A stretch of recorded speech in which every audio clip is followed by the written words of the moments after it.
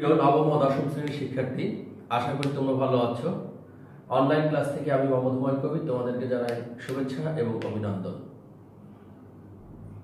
আজকে তোমাদের সামনে সূচকের একই নিয়মের কয়েকটি অঙ্ক আমি করে দেখাবো।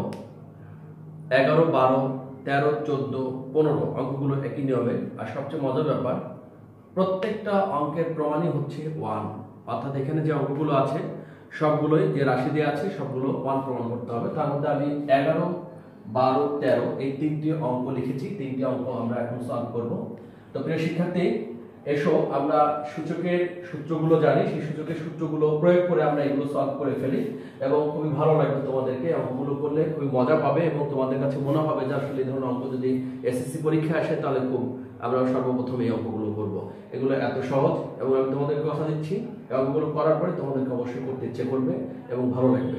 তো তার আগে বলি, যদি আমার চ্যানেলটিকে সাবস্ক্রাইব করে না রাখো তাহলে অবশ্যই চ্যানেলটিকে সাবস্ক্রাইব করো এবং বেল আইকনে ক্লিক করে রাখো, কারণ আমার পরবর্তী ভিডিও আপলোড হওয়ার সাথে সাথে তুমি জানতে পারবে যে আমি ম্যাথ ক্লাস আপলোড করেছি।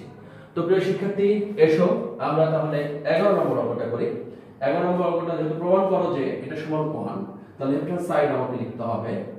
লেফট হ্যান্ড সাইডের a পাওয়ার l নিচে a পাওয়ার m আর তারপরে whole to the power n, a power m নিচে a power n whole to the power l, তারপরে a power n whole to the power m। এটা আছে। তাহলে প্রিয় শিক্ষার্থী, আমরা বেজ যদি একই হয় ভাগ থাকলে পাওয়ার বিয়োগ হয়, আমরা এটা জানি। বেজ যদি মানে ভিত্তি, এটা হচ্ছে ভিত্তি। আমি তোমাদের শিখিয়েছিলাম আমার কোনো একটা চ্যানেলে ক্লাসে দেওয়া আছে ইউটিউবে। এটা হচ্ছে ভিত্তি, বেজ ভিত্তি, আর এটা হচ্ছে কি পাওয়ার, সূচক, আরো ইত্যাদি ইত্যাদি নাম আছে এখানে, আরো নাম আছে ক্ষমতা, শক্তি। তো যদি a আর a যদি একই হয় তাহলে ভাগ থাকলে পাওয়ার কি হয়? বিয়োগ হয়। তাহলে a একটা বসবে, l মাইনাস m লিখবো, তার উপরে whole to the power n আছে। ঠিক অনুরূপ ভাবে a বসবে, m মাইনাস n লিখবো, whole to the power l। আবার এখানে অনুরূপ ভাবে a লিখবো, n minus l whole to the power m। এখন আমরা দেখতে পাচ্ছি যেহেতু পাওয়ারটা গুণ অবস্থায় আছে পাওয়ারের সাথে, তাহলে n দ্বারা l m কে গুণ করব, l n m n m l n l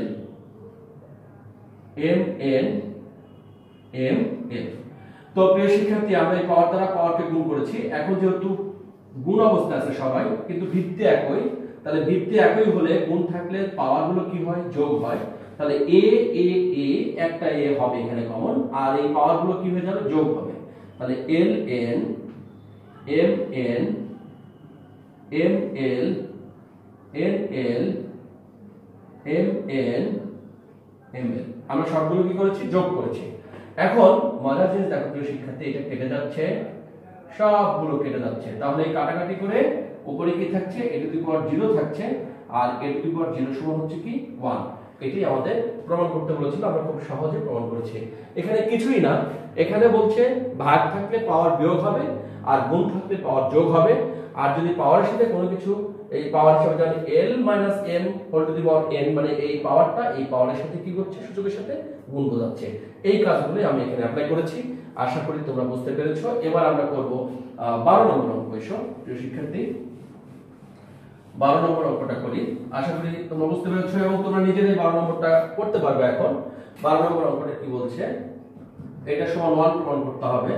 তো লেফট হ্যান্ড সাইডে আমরা লিখতে পারি a p প্লাস q নিচে a through r into a q plus r নিচে a through p into a r plus p নিচে a থ্রু q। তাহলে এখানে আমরা দেখতে পাচ্ছি পাওয়ার একই হলে, এই যে ভিত্তি যদি একই হয় তাহলে ভাগ থাকলে পাওয়ার কি হয়? বিয়োগ হয়। তাহলে a a একটা a আসবে আর p plus q minus 2r। আবার এখানে দেখছি a q plus r minus 2p, মানে পাওয়ার বিয়োগ হচ্ছে, ভাগ আছে তাই। ভিত্তি একই হতে হবে প্রিয় শিক্ষার্থী। যদি ভিত্তি ভিন্ন হতো তাহলে কিন্তু আমরা বিয়োগ করতে পারতাম না। এখানে a আছে, এখানে b আছে, তাহলে কিন্তু এটা আমরা করতে পারতাম না প্রিয় শিক্ষার্থী। তাহলে এখন আমরা দেখতে পাচ্ছি যেহেতু ভিত্তি একই a a সব জায়গায়, তাই এটা একটা a আসবে এখানে, একটাই আসবে, আর এই পাওয়ার গুলো সবগুলো কি হয়ে যাবে প্রিয় শিক্ষার্থী, যোগ হয়ে যাবে যেহেতু গুণ আছে। তাহলে p plus q through r, q plus r through p, r plus p minus through q. তো এখন আমরা যদি যোগ বিয়োগ করি তাহলে আমাদের অঙ্কটা হয়ে যাবে p কয়টা আছে, প্লাস p দুইটা p আছে, থ্রু p, আর এখানে মাইনাস থ্রু p আছে এই যে। তাহলে এইটুকের কাজ আমরা করেছি, minus through p, q q, তাহলে থ্রু কিউ আর মাইনাস থ্রু কিউ, আর আর যোগ করলে হচ্ছে থ্রু আর আর মাইনাস থ্রু আর এই যে। তাহলে এখানে আমরা দেখতে পাচ্ছি এখন সবই কেটে যাচ্ছে, 2p 2p 2q 2q 2r 2r কেটে যাচ্ছে। তাহলে a টু দি পাওয়ার কত 0, আর a টু দি পাওয়ার 0 সমান কত প্রিয় শিক্ষার্থী 1। তাহলে আমাদের কিন্তু 12 নম্বর অঙ্কটাও হয়েছে আমরা এইভাবে। শুধু এখানে একটা জিনিস আমি বলেছি তোমাদের কাছে, অনেক সহজ জিনিস, কারণ গুণ থাকলে বিয়োগ হবে, গুণ থাকলে যোগ হবে, ভাগ থাকলে কি হবে বিয়োগ হবে। আমরা সেই সূত্র দিয়েই কিন্তু আমরা অঙ্কগুলো কমপ্লিট করছি। এবারে আমরা 13 নম্বরটা করি।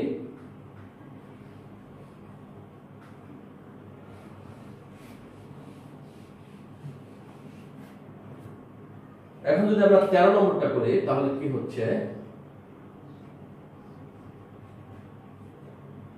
x power a x power b whole to the power 1 by ab, x power b x power c whole to the power 1 by bc, x power c x power a whole to the power 1 by ca।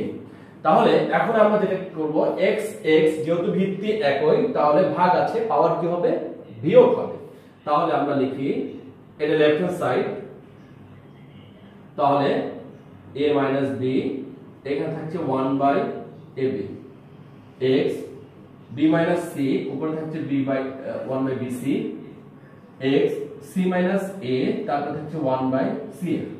তো এখন প্রিয় শিক্ষার্থী x এই পাওয়ারটার সাথে গুণ বোঝাচ্ছে, তার মানে a মাইনাস b নিচে ab, b মাইনাস c নিচে bc, x c minus a নিচে কি ca। তাহলে এখন দেখছি গুণ আছে যেহেতু, তাহলে কি হবে পাওয়ার গুলো যোগ হবে। তাহলে আমরা লিখি এখানে x a minus b by ab, b minus c by bc, c minus a by ca।